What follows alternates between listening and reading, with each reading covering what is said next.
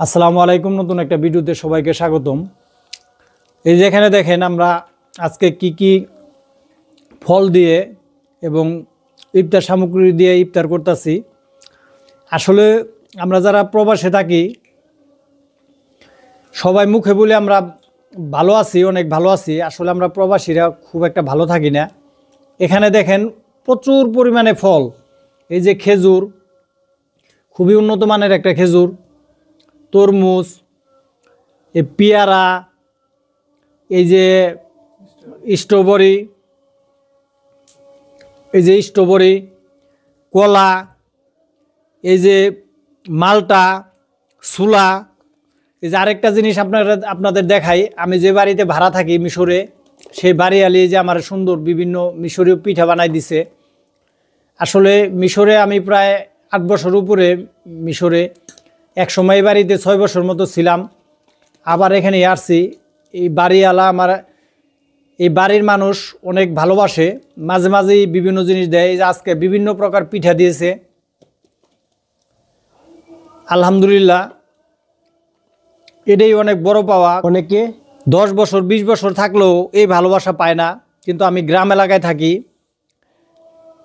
গ্রামের মানুষ অনেক ভালো। আপনাদের ভিডিওতে বলি, এই ভালোবেসে অনেকে অনেক কিছু দেয়। অনেকে ফল ফুলর, তার ক্ষেতের ফল ফুলর দেয়, সবজি দেয়, টাকা পয়সাও নেয় না দিতে চাইলো। এই যে এখানে দেখেন আপেল, কমলা, খুরমা সব কিছু আছে। তারপরেও একটা জিনিস অভাব আছে, আর সেটা হলো মা বাপ, স্ত্রী, সন্তান, আত্মীয় স্বজন নিয়ে, বাংলাদেশি বন্ধু বান্ধব নিয়ে ইফতার করার যে মজা, সেই মজাটা থেকে অনেকটাই বঞ্চিত। বাংলাদেশ ইফতার করে বন্ধু বান্ধবদের সাথে যে মজা, সেই মজাটা এখানে পাই না। সব থাকার পরও মনে হইতেছে কিছুই নাই।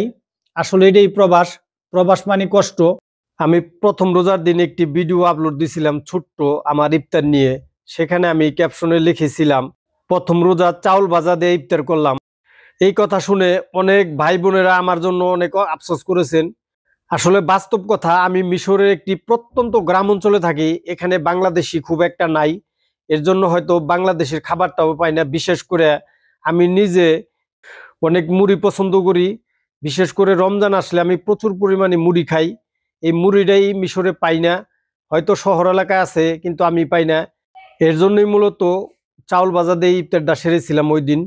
আলহামদুলিল্লাহ, মুড়ি ছাড়া এখানে সকল কিছুই পাই। বিশেষ করে মিশরে ফলের দাম একেবারেই সস্তা, এখানে প্রচুর পরিমাণে ফল খেতে পারি। তারপরেও আমার জন্য অনেকে দোয়া করেছেন, আলহামদুলিল্লাহ, আমিও আপনাদের জন্য দোয়া করি। আসলে সেই ভিডিও ছাড়ার পর মনে হয়েছে আপনারা আমারে অনেকে ভালোবাসেন। আর এই যে আজকের যে ইফতারের দৃশ্যটি দেখতে পারতেছেন, এটা হলো সবগুলি মিশরি খাবার। বিশেষ করে শুধু আমরা বুট পাকাইছি আজকে, কারণ মিশরে এখন রোজার শেষ পর্যায়ে, এই প্রায় 5-7 দিন ধরে আমরা একটা মধুর সমস্যায় পড়ে গেছি। প্রতিদিন আমাদের জন্য বিভিন্ন বাড়ি থেকে ইফতার পাঠায়। এই যে আজকেও পাঠিয়েছে গরুর মাংস, পুরা মুরগি, তারপরে পোলাও এবং খিচুড়ি। আলহামদুলিল্লাহ, বিদেশের বাড়ি এটাই অনেক বড় পাওয়া, কারণ প্রবাসীদের কে কয়জন খবর নেয়, নিজের দেশের মানুষই খবর নেয় না। আর মিশরীরা আমাদের এরকম ভালোবাসে, এটা অনেক বড় পাওয়া। এই যে প্লেটে খেয়াল করে দেখেন, এটা হলো সুদানি। আসলে সুদানি বলে মিশরে বাদামকে। মিশরীদের ইফতারে একটি প্রিয় খাবার সুদানি। ওরা প্রচুর পরিমাণে বাদাম খায় ইফতারের মধ্যে এবং রোজার মাসে।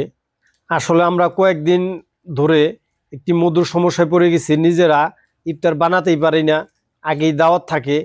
আসলে মিশরি বাসায় যাওয়া হয় না। বিশেষ করে আমার একটা সমস্যা আছে, আমি এখনো মিশরের প্রায় অর্ধেক খাবার খেতে পারি না, কারণ ওরা হলুদ মরিচটা একটু কম খায়।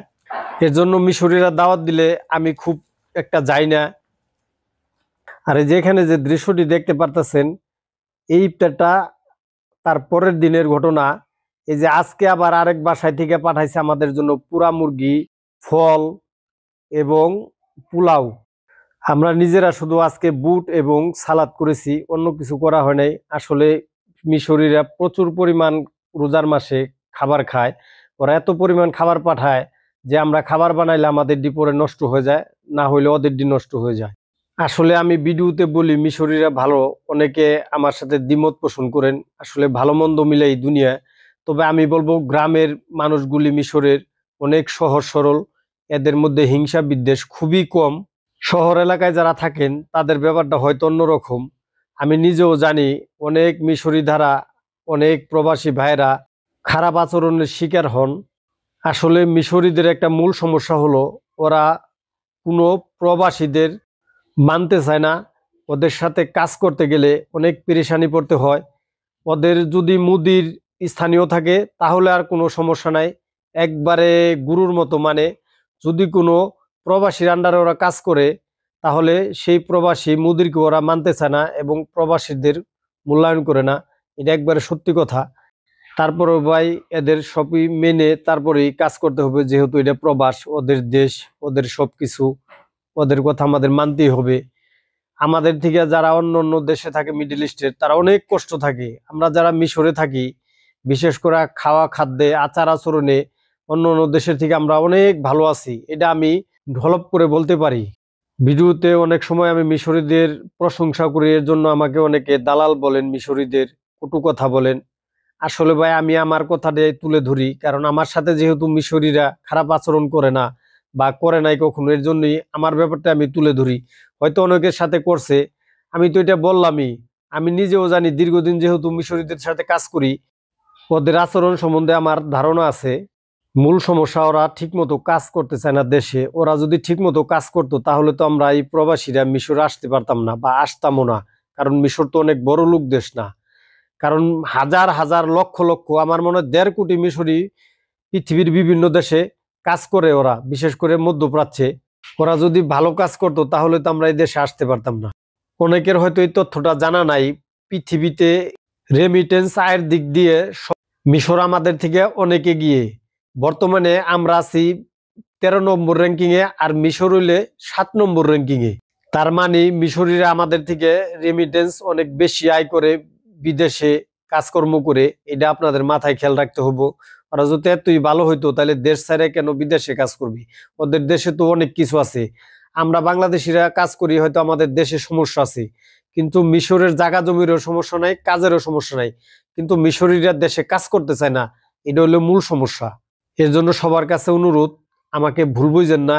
আমি মিশরীদের প্রশংসা করি তার মানে এই না আমাদের বাংলাদেশিদের ঘৃণা করি।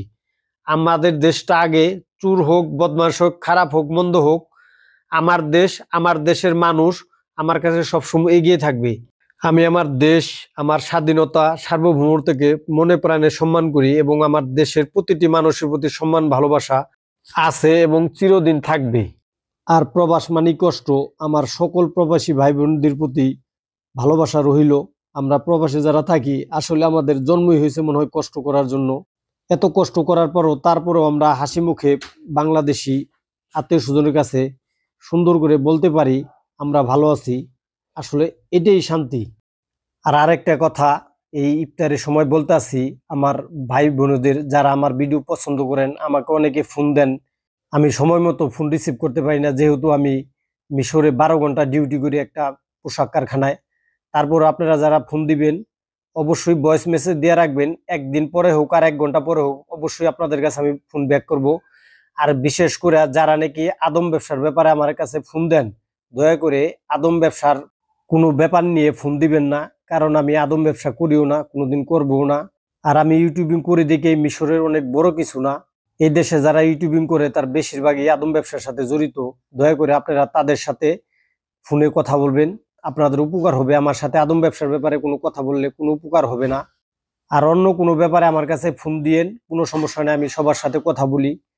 আপনারা আমাকে আদম ব্যবসা বাদে যে কোনো ব্যাপারে ফোন দিতে পারেন, আমি যদি সে ব্যাপারে জানি অবশ্যই আপনাদের আমি পরামর্শ দেব সে ব্যাপারে।